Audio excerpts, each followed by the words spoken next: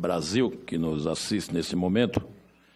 Antes de fazer perguntas, quero ressaltar que a Operação Lava Jato foi de grande valia para o combate à corrupção e o Brasil agradece a todos que se envolveram, e principalmente aos que agiram no anonimato e talvez mais importantes dos que foram em busca de holofotes na notoriedade. Precisamos fortalecer nossas instituições de combate à corrupção, mas sem paixão e viés ideológico. Doutor Moro, Vossa Excelência realizou oitiva em diversos processos. Espero que Vossa Excelência, perante o Senado da República e ao povo brasileiro, fale somente a verdade na manhã de hoje. Vamos aos fatos. Vossa Excelência afere que participa de grupo de WhatsApp e Telegram. Pelo que tem externado, Vossa Excelência trocou mensagens e áudio com procuradores da Lava Jato. Pergunto, o senhor também trocou mensagem com advogados de defesa, ministros, desembargadores, membros do Congresso Nacional ou até mesmo jornalistas, passando as mesmas informações sobre processos, sendo imparcial, como determina a ética da magistratura? O senhor disse que não tem mais essas mensagens arquivadas. O senhor autorizaria o Telegram a fornecê-las? Pois devem tê-las nos seus servidores. O senhor poderia aconselhar o procurador Dallagnol a entregar o seu celular? Pois, pelo visto, ele não apagou as mensagens. Acredito que com essa atitude acabaria com o que o senhor chama de sensacionalismo. O senhor é jovem e deve ter boa memória. Vou citar pelo menos 4 mensagens para ver se o senhor se recorda. Moro, palavras supostamente ditas pelo senhor. Prezado, a colega Laura Tesler de vocês é excelente profissional, mas como inquirição em audiência ela não vai muito bem. Desculpe dizer isso, mas com discrição tente dar uns conselhos a ela, para o próprio bem dela. Um treinamento faria bem. Favor manter reservada esta mensagem. Responde o Dallagnol. Ok, manterei sim, obrigado. Num outro ponto de conversa, o senhor diz que a defesa já fez o showzinho dela. Não desconhecemos que é a função do juiz avaliar os argumentos da defesa, mas isso inclui avaliar as estratégias da defesa? Não vira um jogo indevido o juiz se alinhar à acusação e fazer esse tipo de manifestação fora dos autos, como se estivesse apenas jogando para a plateia?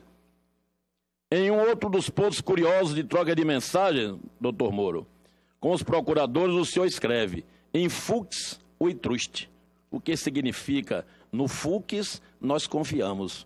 Os outros ministros do Supremo Tribunal Federal não são confiáveis, doutor Moro? De acordo com as conversas entre o senhor e os procuradores que vieram a conhecimento público, praticamente na véspera de entregar a denúncia, o promotor Deltan Dallagnol disse que não tinha certeza que o ex-presidente Lula era culpado. O senhor tem tranquilidade que em pouco mais de 24 horas ele encontrou provas suficientes para pedir a condenação do ex-presidente?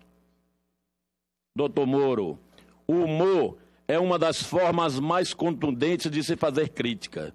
Nós, figuras públicas, somos fonte de inspiração para os nossos atentos humoristas e cartunistas. Nesse episódio das mensagens, com os procuradores, correram pelas redes sociais memes em que o senhor é comparado ao Batman. Trocando mensagens com o comissário Gordon, o senhor, na função de juiz, em algum momento se sentia como um justiceiro, alguém com a função heróica de defender a sociedade brasileira do crime? Dizendo de outro modo, o senhor já se viu como uma espécie de herói de capas, um Batman brasileiro? Concluindo, caso se confirme a veracidade dessas mensagens, fica patente que Vossa Excelência feriu a ética da magistratura, além de ter interferido no processo eleitoral de 2018. Pergunto, doutor Sérgio Moro, se Vossa Excelência se autossentenciar, qual seria a sua pena? Muito obrigado. Ministro, com a palavra. Bem, senador, eu nunca participei de nenhum grupo, né? Se foi feita essa afirmação, não tem nenhum grupo que eu participei de procuradores ou advogados ou coisa parecida. Na verdade, eu tenho Eu tinha o péssimo costume de comprar esses aparelhos celulares mais baratos, com memória de 16 mega, gigabyte, não sei. Enfim, e constantemente eu tinha que trocar esses aparelhos. Tá? Eu não guardava isso, até porque eu não entendia que essas mensagens eram relevantes. No caso do Telegram, que eu já falei, essas mensagens não existem mais. Eu saí do aplicativo, o hacker tentou roubar, ele entrou lá, ele entrou no meu Telegram. Se houvesse alguma coisa, se ele tivesse recuperado alguma coisa, especialmente alguma coisa ilícita, eu tenho certeza que ele já teria divulgado. Então, esse material simplesmente não existe. Eu não tenho como disponibilizar esse material, um material de que não existe. Se fosse disponibilizar, eu tenho absoluta convicção da correção de todas as mensagens que troquei com qualquer que seja durante esse período específico. A questão das mensagens, como disse, eu não me recordo que eu mandei mensagem 2, 3 anos atrás, como foi divulgado lá na quinta-feira, aquela afirmação de que confiava no Supremo, ou confiava no ministro Supremo. Eu posso ter mandado. Qual que é o problema de uma mensagem assim? Nós confiamos no ministro X. Confio no Supremo, como instituição. Mas ali, em particular, havia, pela troca de mensagem que foi divulgada, autêntica ou não, uma referência àquele ministro específico. O que me parece ali é um absoluto sensacionalismo. E me parece que o veículo que divulgou quis simplesmente constranger o Supremo Tribunal Federal, o que é especialmente grave. Por que divulgar aquele tipo de mensagem?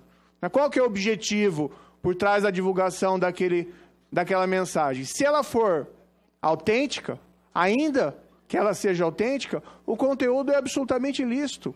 Não tem problema nenhum naquele tipo de afirmação, se é que aquela mensagem é totalmente autêntica. Como disse, eu não posso me recordar 3 anos atrás se eu mandei uma mensagem daquela natureza. Sobre a questão do processo eleitoral, eu sempre argumentei, olha, o juiz tem que fazer o seu trabalho. Ele vai proferir as decisões segundo o quê? Segundo o direito e segundo as provas constantes nos autos. E foi isso que eu fiz durante toda a minha carreira da magistratura de 22 anos. A gente fala aqui de questão de lava-jato, agentes públicos envolvidos em corrupção ativa, corrupção passiva. Eu tive processos no passado de outra natureza, envolvendo tráfico de drogas, grandes lideranças criminosas, fui juiz corregedor de presídio federal.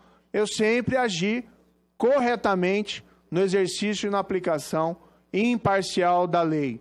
Agora, eu não posso deixar, isso eu não fiz, a questão eleitoral influir nos julgamentos. Então, o que eu fiz? Eu sempre cumpri o meu dever e segui os ritmos do processo. Outros tribunais que apreciaram as minhas decisões fizeram da mesma forma. Não fui eu que condenei, por exemplo, o ex-presidente da Câmara ou o ex-presidente da República sozinho. Essas decisões foram confirmadas pelo Tribunal Regional Federal da 4ª Região. Essas decisões foram confirmadas pelo Superior Tribunal de Justiça e no que foi levado até o momento no Supremo, foram confirmadas pelo Supremo Tribunal Federal. Ou seja, infelizmente essas pessoas cometeram crimes e têm que responder pelos seus atos. Senador Ângelo Coronel.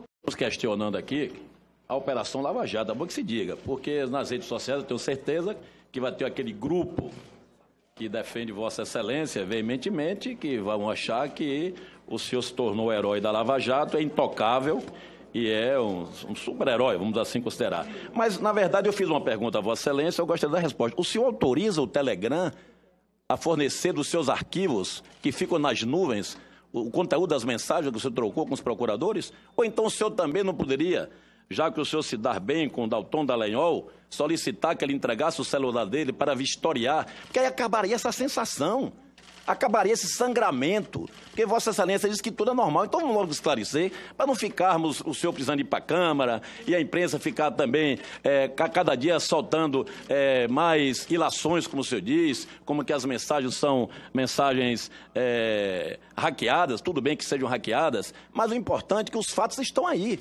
Nós precisamos acabar esse sangramento. O Brasil precisa continuar crescendo e no momento que está aí, os holofotes estão para esse intercept.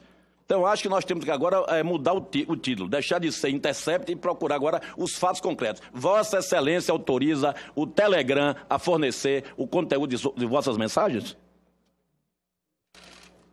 Vossa Excelência, acho que não entendeu muito bem. Só para colaborar, não exijam muito da memória do ministro Moro, porque ele tem péssima memória. Senador, no programa do... Só para deixar bem esclarecido os meus questionamentos, o ministro Moro falou que já apagou a memória do celular dele. Tudo bem, concordei, ele apagou, destruiu o celular, não importa, isso não interessa. Mas nos servidores do Telegram, que fica na Rússia, eles ficam com as mensagens arquivadas de todo cidadão que participa do Telegram. Eu não quero o celular do ministro Moro, eu quero o conteúdo das mensagens arquivadas no Telegram na Rússia. Com a palavra, pela ordem de inscrição, senador Marcos Duval. Obrigado, presidente.